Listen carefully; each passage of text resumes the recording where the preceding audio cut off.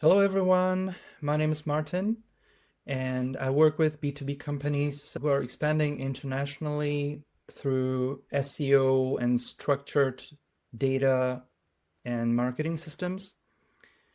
And today I would like to talk about this: compounding international marketing costs without compounding results, and how to prevent this from happening and how to resolve this when you're already in that situation.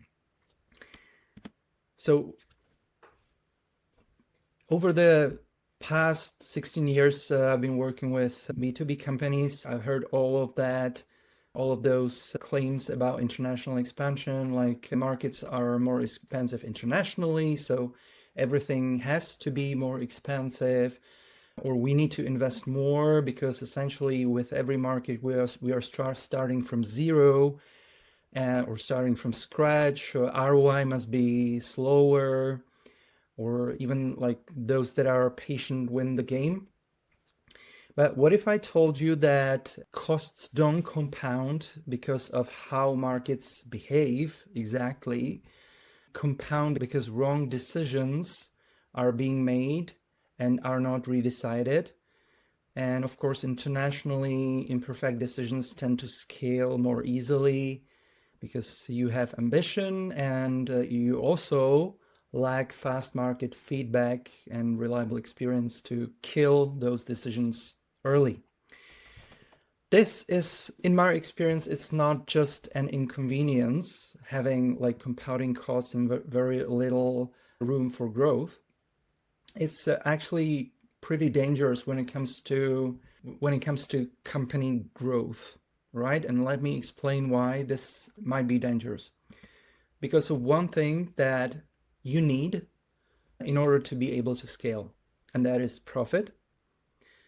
Profit is not a reward, it's fuel for international expansion. And seriously, when I worked with companies who, operated on good faith or with very little profit margins, it was not only inconvenient for them, but also it quietly killed their business by killing momentum. There is also research that maps the top reasons why startups and scale-ups fail. And the number one, I'm pretty sure you know what the number one reason is, but you may not know why. So the number one reason, as you correctly guessed, is they ran out of money. That's the number one reason they stated. But what it meant, in fact, was they ran out of profits, or they ran out of healthy profit margins. They made decisions that quietly killed their momentum by shrinking their profit margins that they needed, right? So you might say, okay, so just give us the right playbook, give us the right tactics, give us the right strategy for international expansion. Just package the playbook, and sell it to us, and we operate according to that.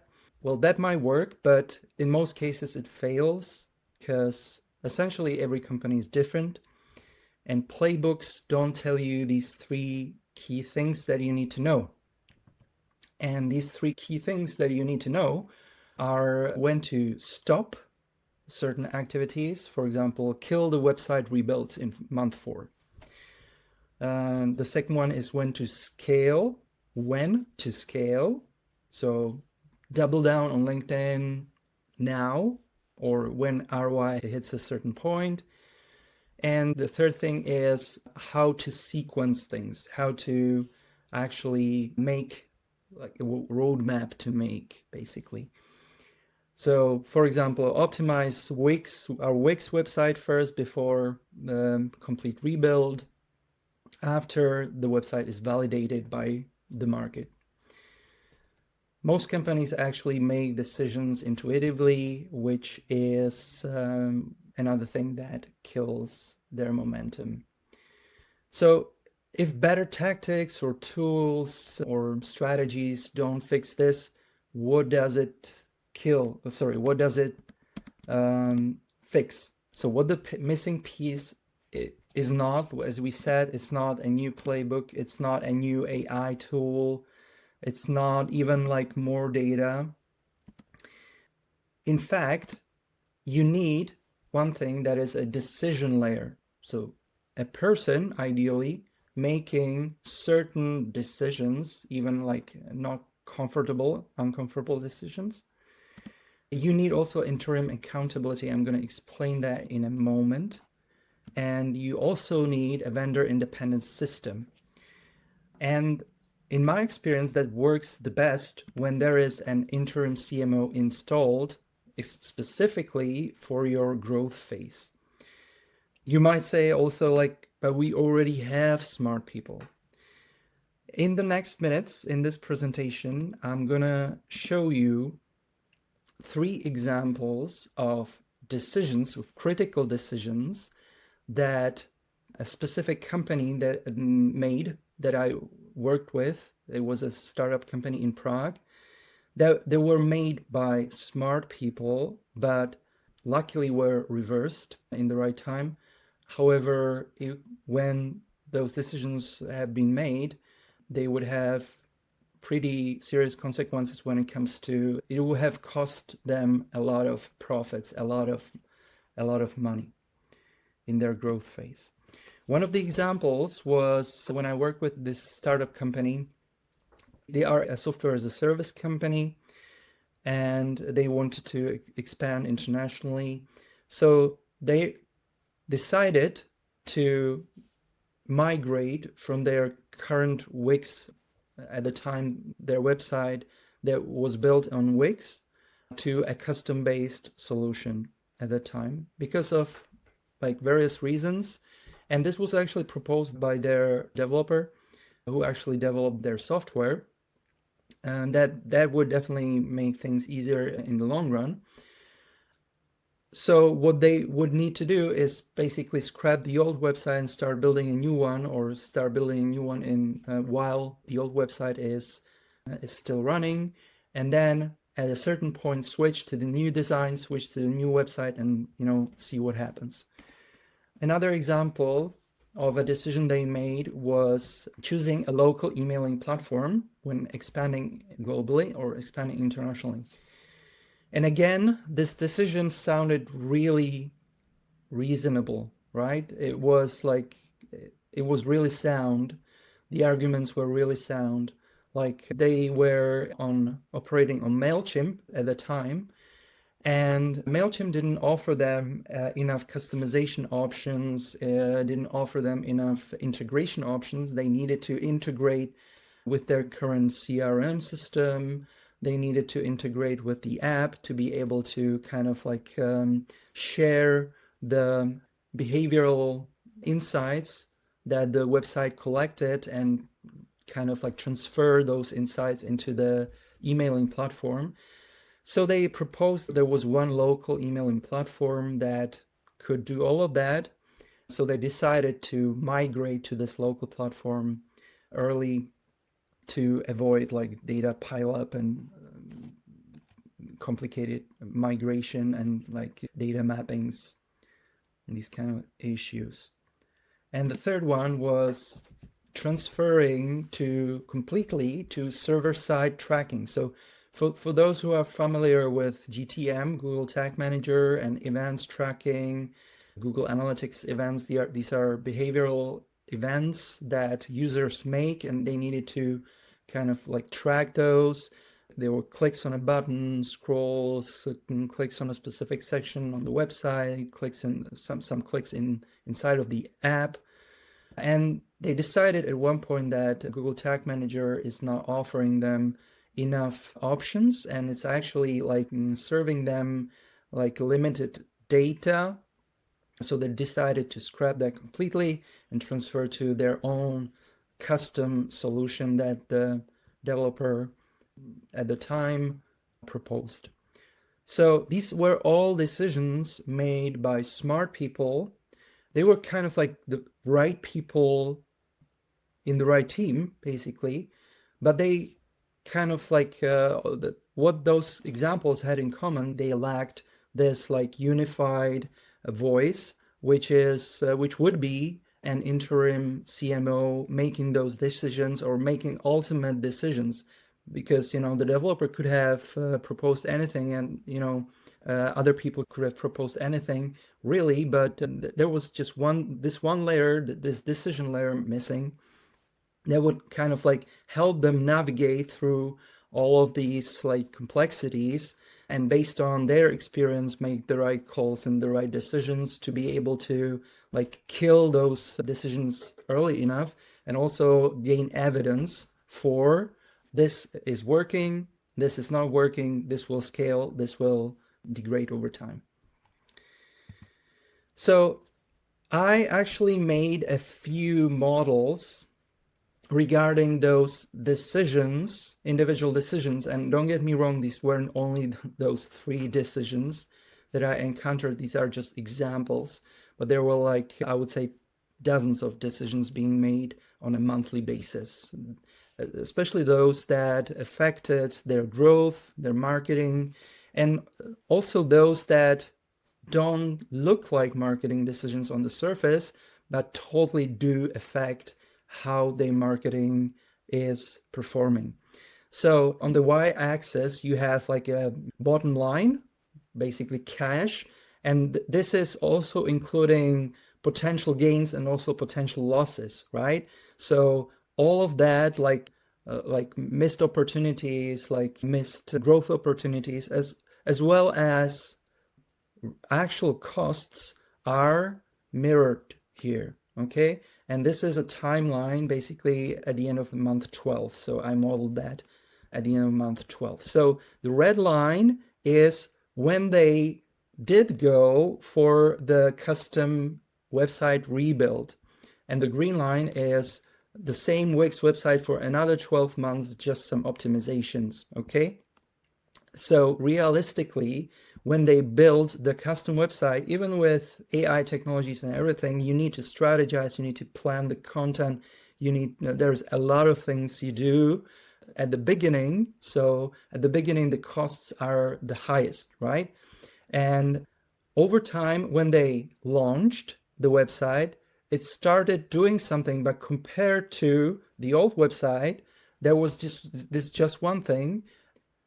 It would be basically performing worse, even though you would expect it would be performing better, because of just one thing, and that is the new design is not tested, the user paths are not tested, and probably the old website would have performed better with some optimizations based on data, user paths, heat maps, Google Analytics events, compared to the other scenario. So it would be quite a gap to catch up on, right? And over time, when you do some testing, it would start to catch up. And eventually, when done well, the new design would surpass the performance of the old website. But that probably wouldn't happen until month 12. If we did not do anything to the old website, it would probably happen a bit sooner, somewhere around month 8, right? But when we did for the optimization, whatever we could optimize on the Wix website, it would improve slightly, right? And that would be sufficient to, for example, for the new design to be tested on the site, which would be another decision an interim CMO would make, to make kind of these parallel development and maybe like stretch over a longer period of time, which would kind of like help the finances spread thinner and the cash flow improve, right? So it wouldn't have to be postponed entirely until month 12. It could have been done in parallel, but on a smaller scale, right? So this is how it plays out when it comes to the bottom line and the break even, really. When you look at accumulated costs, when they did go with the custom design, you can see that it's kind of like snowballing, and it's getting a little bit better at the end of month 12, but still you have this minus 138,000 gap, which consists of not only costs, but also like opportunity costs, right?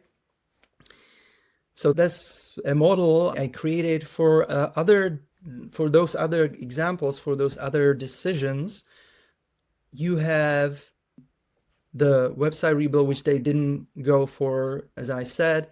We instead optimized Wix, or they actually optimized Wix for a short period of time, and they kind of like saved this kind of profit margin for anything like for scale activities, for marketing, for growth, really.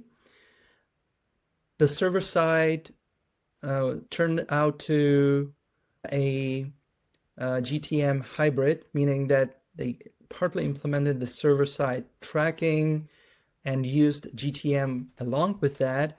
And that would actually have quite a big impact too, because with server-side tracking only, they could not track like soft conversions really properly, like scrolls and kind of like browser interaction, which would make them blind. And also one important thing is that with the server-side tracking only, they would have been entirely dependent and vendor locked by their current developer, which is not a good thing.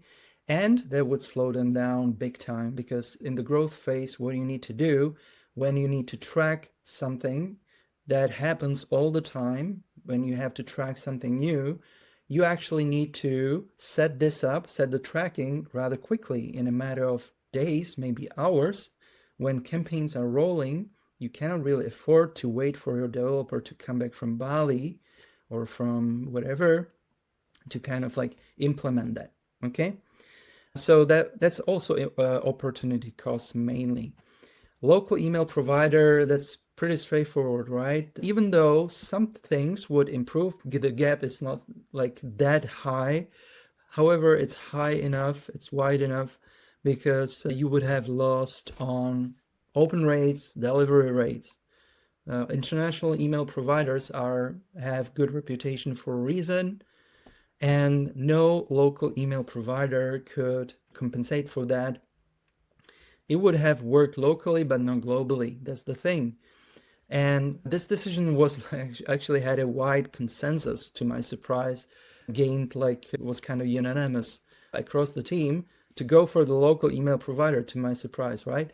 So luckily enough, they stayed with MailChimp, and at the end, they kind of like make it technical workaround that cost them some money, like not zero, but some money to figure that out technically. But at the end of the day, it was working fine, and they saved a lot of opportunity costs on sticking with MailChimp at the time. So bottom line, only from those three decisions that were crucial, 300,000, around 300,000 euros and change saved in 12 months. And that they could have used that, they could use that for international expansion, for marketing activities, for running campaigns, for whatever. So you see the huge difference just from those three decisions that scale pretty quickly on an international scale. Scale. So you see that. How it looks compared to when you have like an interim CMO who is responsible and accountable for your decisions in, let's say, first 8 months, and then they hand over their work to the internal team. How it looks when it comes to ROI. Okay, so the green line is a model that I made for interim CMO. The red line is actually a senior permanent CMO, and the blue line is what I call do-it-yourself or internal team, no permanent CMO, maybe CEO wearing multiple hats or whatever situation they're in. So let's start with the do-it-yourself. I want to mention that all of the scenarios are actually do count on decreasing ROI over the first 25 months or 2 years, because you actually make the decisions with the biggest impact at the beginning in the first 10 months, and then you make basically utility decisions more and more. So the work is not that impactful typically in the first 2 years.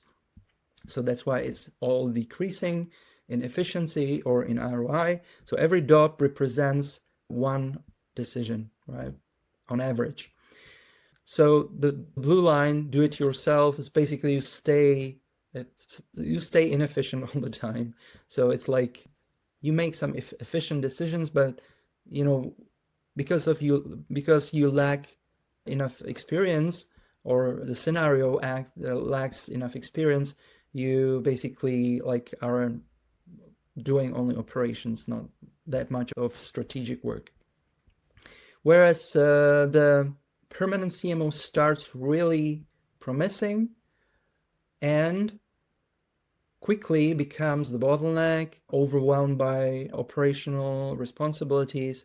So what's missing here compared to the green line, which is the interim CMO, is that the interim CMO does this like short burst of work in the first 8 months, including building a system, right? So he or she builds a system, documents everything, builds OKRs, builds KPIs, kill lists, strategy snapshots, all kinds of like roadmaps, these kind of documents that normally the permanent CMO does not have any time for, because he or she is like preoccupied with daily operations right from the start. He or she is like often the only marketing person on the team at the beginning, at least, and then they have to do all the hiring and all the operations work. So they become overwhelmed pretty quickly.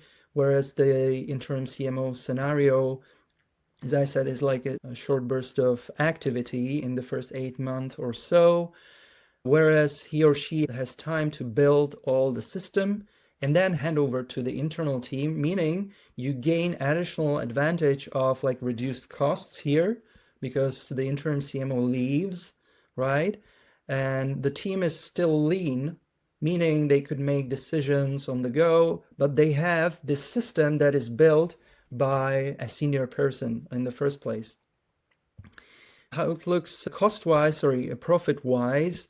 So over time, again, here's money. So there isn't like at the end of the day much of a difference between permanent CMO, senior, and do-it-yourself. That's why actually do-it-yourself is often a more popular option with startups and scale-ups. But still, like I do recommend having a senior leader on your marketing team. It pays off, especially in the long run. The green line again, like interim CMO. So there is this dip in like the handover process, which is quite costly until the team is like fully operational and capable of following the system. But since then, as I said, like the interim leaves, so the team stays lean, so and follows a good system. So you have a decent chance of accumulating real profit margins. So that's how you get rid of accumulating costs and actually gain some leverage. And the leverage is built, the system is built here, and the team is following that while staying lean, right? So here is like, again, the same model compared to the baseline. The baseline is do it yourself. So permanent CMO at the end of month 24 gains some advantage. But again, like it's not that much of a difference compared to the interim scenario, which is like 3 times more leverage than the scenario with the permanent CMO on your team. Right. So as I was talking about the system, let me lay out what the system comprises of, right? You definitely should get a strategy snapshot from the interim CMO at the beginning, meaning that they should be fully capable of digging into your data and kind of like make a basic strategy that consists of like what to keep, what activities to keep that are contributing to your results wherever in the funnel, like top of funnel, bottom of funnel, wherever. What to kill, meaning no contribution or very costly contribution to your results. and what to scale, so what to do more of, right? Let me give you an example of what it looks like. So I hope you can see my screen. If not, please let me know. So this is an example of a strategy snapshot. I call it marketing sanity report. These are like very quick foundations, like what the core issue is, what direction. There's a disclaimer about methodology. As you can see, it's purely based on where the activity plays out in the funnel. So meaning you could be doing, for example, LinkedIn ads, and you should know if they're contributing and where. So if they're bringing awareness, if they're bringing attention, or if they're actually converting users. That's a proper, or that's a important distinction.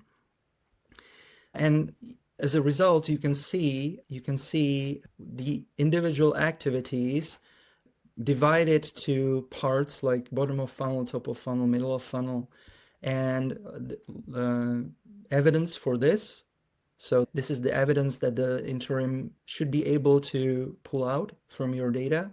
And then recommendations, whether to scale, optimize, how, refocus, the same like middle of funnel, nurture sequences. So essentially they are like drawing a funnel and marking those activities on the funnel and then gaining evidence for this, right? And top of funnel, again, the same thing, what to stop. So in this case, content syndication network, they were trying to kind of like leverage the content they already have, and they like poured a lot of money to this, and it didn't really like work really well. They kind of like estimated it worked well, but it didn't. In fact, I had to find sufficient like evidence for this before we kill this, but eventually it paid off. Maintain, keep, improve, right? And here you can have recommendations, like an overview of recommendations prioritized by impact, 1, 2, 3, 4, 5, 6. And then you can have like a table of budget shifts, like what to stop, what to scale, what to put more budget on. As you can see, they also like where at the end of the day, they spend 1,000 euros per month less than at the beginning with better results.